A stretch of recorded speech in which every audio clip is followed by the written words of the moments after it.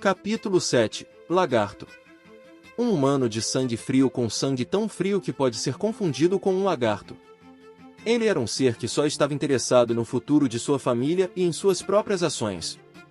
Ele é um humano que considerava todos, menos ele mesmo, uma ferramenta, especialmente uma arma. As armas existem basicamente para capacitar os outros, e é inimaginável que as armas sejam mais misericordiosas ou existem de forma independente. Também é natural que quanto mais armas ele cultivar, melhor será para matar. Então era bem possível que o olhar de Hugo para Vikir fosse gradualmente colorido de satisfação. Você acha que é inocente? Sim. Em vez disso, meus irmãos estavam errados. O que eles fizeram de errado? Eles eram fracos. Um mundo onde a fraqueza é pecado. Não seria Baskerville? As palavras de Vikir atravessaram o lema central da família Baskerville. Não é pecado um leão caçar um cervo. Foi uma exceção da natureza que os fortes venceram os fracos, e insistiu que isso deveria ser dividido em crime e vingança é simplesmente tolice. Foram os ensinamentos de Hugo atrás dos tutores que ficaram cravados nos ouvidos como pregos durante a infância. Então os irmãos mais velhos me intimidaram primeiro. Mesmo que eu tente reclamar, é inútil. Antes de seu retorno, Vikir explicou sua inocência e os pecados de seus irmãos, como normalmente faria uma criança normal, mas Hugo apenas expressou desprezo. E aqueles olhos encontraram os mesmos até o último momento, quando ele se ajoelhou na guilhotina no local da execução. Enquanto isso, Hugo leu Baskerville. Ele juntou as mãos e cobriu a boca. E ele disse em voz baixa e moderada: seus irmãos estiveram aqui antes de você. Eles perdoaram você. Vikir não se preocupa em responder. Dá para perceber que ele tem experiência de ficar ao lado do Hugo por muito tempo. Talvez os trigêmeos não tenham dado a Hugo uma resposta do seu agrado e, em vez disso, o irritaram. Devo ter ficado muito intimidado. E quanto ao perdão? Vikir respondeu com uma voz sem emoção. Está tudo bem se eles estiverem com medo. Hugo parou por um momento. Finalmente, Hugo soltou uma risada fraca. Ah! Isso mesmo. Quando quis ser o sucessor, tive que trabalhar muito para me tornar o sucessor.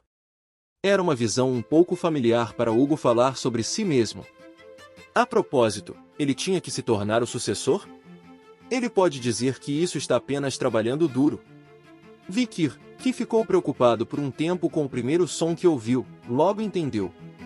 Hugo ascendeu à posição de chefe de família matando todos os seus irmãos mais velhos. Certo. Ele só ouviu dizer que o filho mais velho é incondicionalmente quem herda a família. Até a posição de sucessor poderia ser adquirida.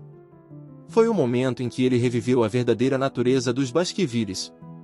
Hugo disse novamente: qualquer que seja. Os irmãos mais velhos estenderam a mão primeiro para perdoá-lo. Você ainda não se sente prejudicado? Vikir olhou para Hugo em silêncio por um momento. Os olhos calorosos de seu pai, que ele nunca havia recebido em sua vida anterior. No entanto, o coração já salgado e gelado nunca poderá ser derretido com um calor tão fraco. Quando foi antes de voltar?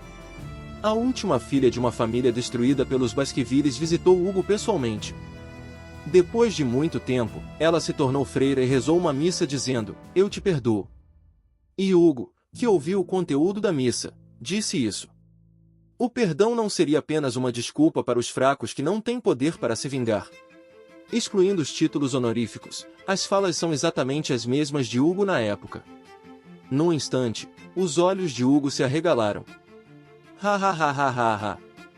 O som de risadas tão altas que as janelas tremeram ressoou por toda a sala. Hugo recostou-se na cadeira com uma expressão de suprema satisfação. É assim que meu filho deveria ser. Foi a primeira vez que Vikir o viu expressar suas emoções dessa forma em relação ao filho. A conversa com Hugo terminou aqui. Beorimor. Hugo, que havia convocado o mordomo, seu rosto voltou ao rosto estoico que conhecia antes. Mas o calor das brasas ainda permanecia em sua voz. Dê a Vikir a chave do armazenamento de comida.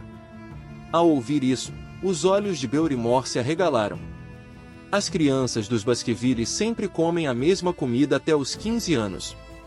Água e haggis. É uma massa feita amassando carne e intestinos de todos os tipos de animais e um pouco de vegetais. A quantidade de comida é fornecida em quantidade limitada e administrada de maneira muito higiênica, mas sem gosto.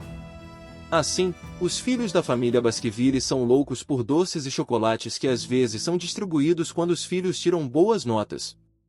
É um sistema que inspirou as crianças a um preço muito baixo, cultivou um senso de competição e as desenvolveu ainda mais em grandes membros de Baskerville.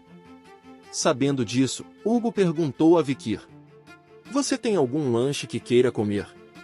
Então Vicky respondeu com um sorriso inocente típico de uma criança de 8 anos: "Chocolate."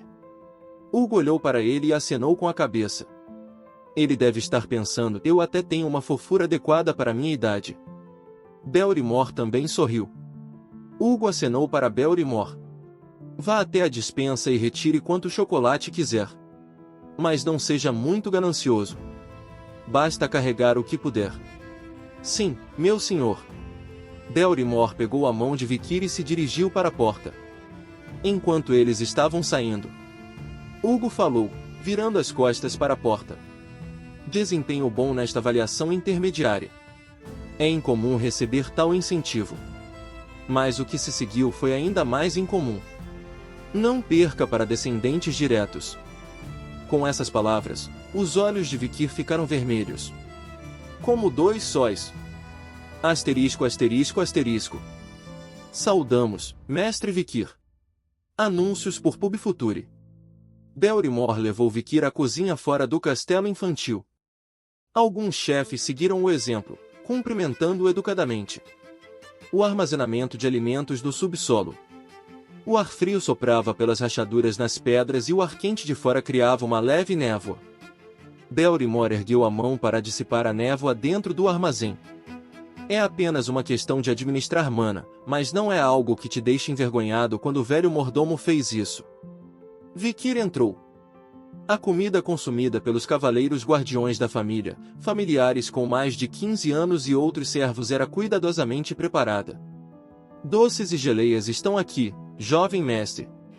Se houver algo que você gostaria de cozinhar separadamente, pedirei aos chefes que preparem."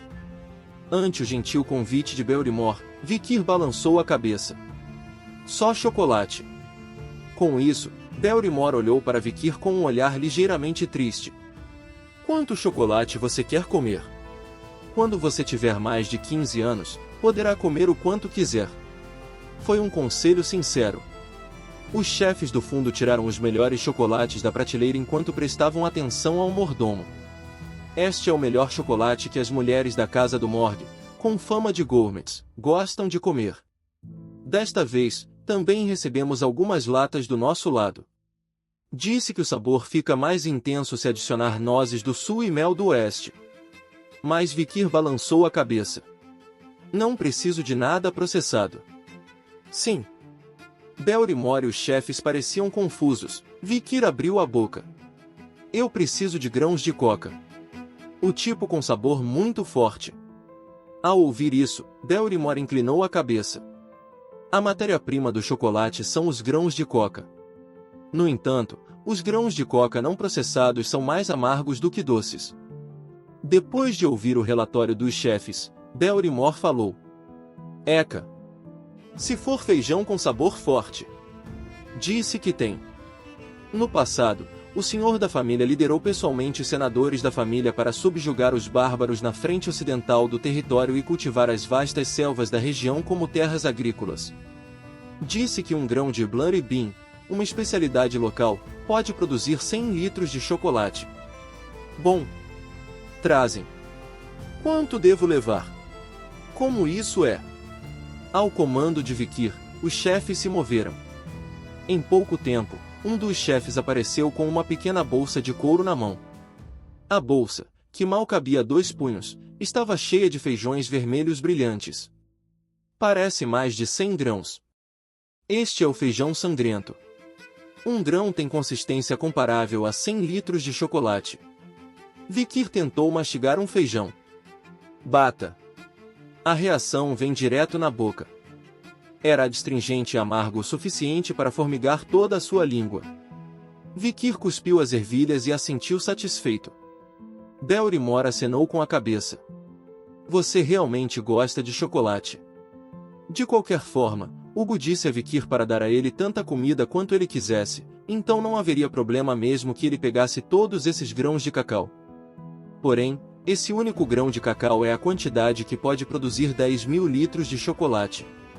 Belrimor admirava a ganância e a sabedoria do menino de 8 anos. Talvez Vikir se delecie com seu chocolate favorito pelo resto da vida. Jovem mestre. Devo processar isso e levar para o seu quarto? No entanto, Vikir deu uma resposta que fez todos se perguntarem. Não é necessário processamento. Isto é suficiente. Aparentemente, ele não queria isso para comer. Uma sombra escura de Vikir é lançada na frente dos trigêmeos que tremem enquanto seguram seus ferimentos. Uma adaga jogada no meio dos trigêmeos. Mas ninguém tinha ideia de como descobrir. Instintivamente, todo mundo sabe. Se você pegar esse, você será espancado ainda mais severamente. Os trigêmeos estão de joelhos no chão, sem conseguir sequer levantar a cabeça, pingando sangue, lágrimas, saliva e suor frio. Todos os três estavam com as virilhas molhadas, então parecia que haviam perdido a urina. Naquela hora, Vikir disse: há apenas um irmão mais velho que pode sair vivo desta sala. As expressões dos trigêmeos que encontraram uma corda mudam rapidamente. Quem? Quem? Quem? A resposta de Vikir para isso foi simples. Cabe aos irmãos decidir. Ao mesmo tempo, o olhar do trigêmeo de repente se concentrou na adaga no centro. Ótimo! O tridente de Baskerville começou a se dividir por dentro.